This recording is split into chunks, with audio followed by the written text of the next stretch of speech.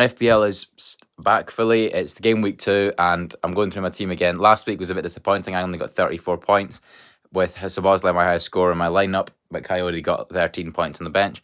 I've gone for David Raya in goals. Again, Aston Villa were very disappointing. They just did not look strong enough. Brighton were dominant, and Aston Villa's attack is weak with the Ollie Watkins linked away. Then I've gone for also Lamans on the bench for Ipswich. I don't trust him. Yeah, I was going to put him in, but I don't trust him yet because they struggled against Hull. Then in defence, I've gone for Gabriel against Aston Villa. He only defended that stayed because he was very good against Coventry, and Villa are a weakened team. Then I've gone for O'Reilly comes in for Daniel Munoz because he didn't have the greatest game week, but Crystal Palace don't look fully in form yet, and I've got hope. He's won PFA Young Player of the Year, so I've got hope in him. And the other defensive change is Coyote has come in for Maguire. Maguire disappointed, and Coyote was my highest scorer, so it makes sense, and they've got leads.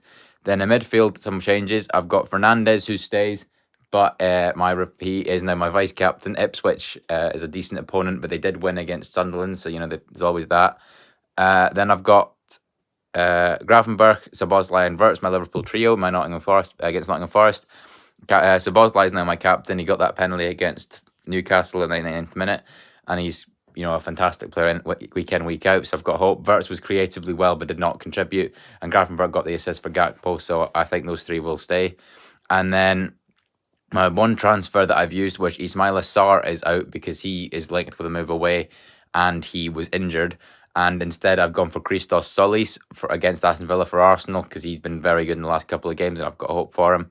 And then lastly, my attack, there's been one sub. I've got Calvert-Lewin, who's got Brentford, because even though he blanked against Nottingham Forest, I still think he will find his feet. And then I've gone for Igor Thiago, who has got Leeds United, again, like Calvert-Lewin, obviously, so that's a bit awkward. And yeah, Igor Thiago did have a bit of a strange one because even though Brentford won 3-0, he blanked. He missed a penalty and didn't score. So yeah, that's a bit of an odd one. And then I've gone for Jean-Philippe Mateta as my backup attacker. I might end up having to transfer him out too because there's some controversies going on with his contract and he might end up leaving.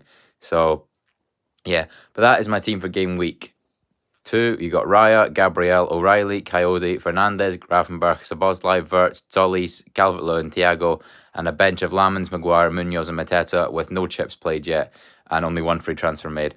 So yeah, let me know what your team's looking like in the comments and how you did in the last game week. I hope you all have a fantastic game week again.